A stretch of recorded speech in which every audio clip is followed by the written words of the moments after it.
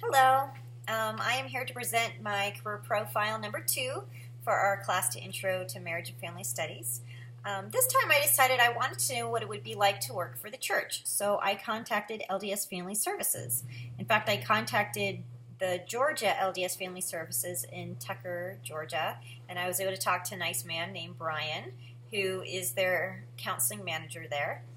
He gave me some great information that I'm going to talk about, as well as information I found online through lds.org/church/employment, as well as careers.ldschurch.org. They were all really insightful. So I'll be going back and forth. The information I'm giving you is from Brian and the things I found on those websites. Although Brian told me that the working environment for him, it's great. It's normal working hours, Monday through Friday. There's occasional evening work as he meets with bishops and other ecclesiastical leaders.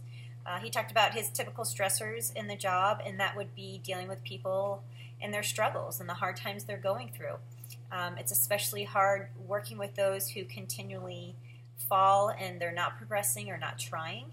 What's interesting is the stressor, which you mentioned about dealing with people and their struggles, is also something he considers a benefit and why he does this job, and that is to help people get through those struggles. And when he sees people who are working and are progressing, for him that's amazing, and he loves that part of his job. That's, again, why he got into it. Benefits such as medical, things like that, it's the basic benefits: medical, dental, group term life insurance, disability, occupational accidental death, annual and sick leave pay. There's supplemental benefits, retirement benefits, and so forth. Online I found it talked about common job tasks, and it said for a counseling manager, LDS, with LDS Family Services, they provide 25% of the time they provide direct face-to-face counseling services with minimal supervision. 20% consults with ecclesiastical leaders when appropriate.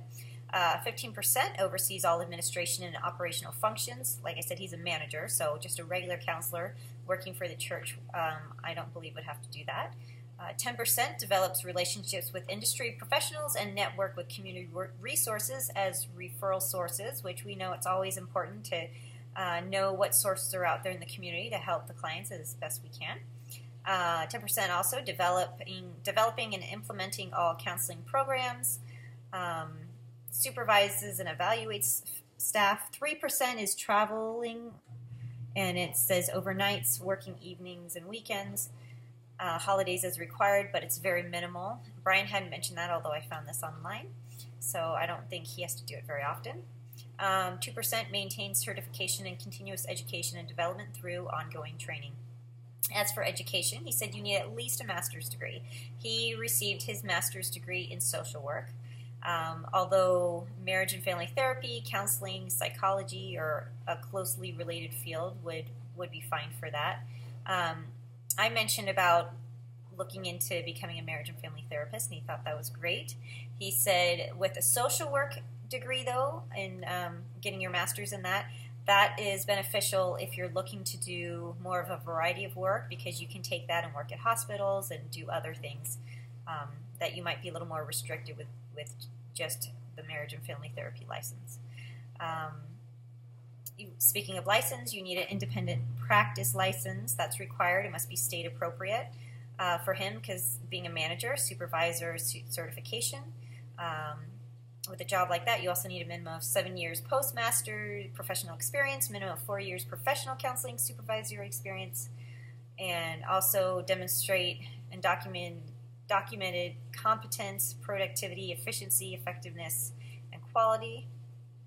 And as working for the church, there's worthiness qualifications. So you need to be a member of the Church of Jesus Christ of Latter-day Saints, and also currently be temple worthy. And so I think that's actually really cool.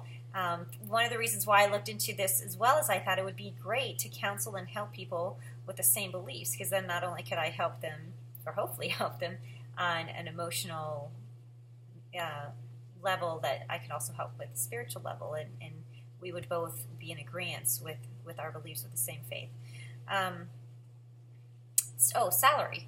So he said there are a lot of factors that play into salary, but he was saying starting salary around $40,000, and experienced salary around 70,000.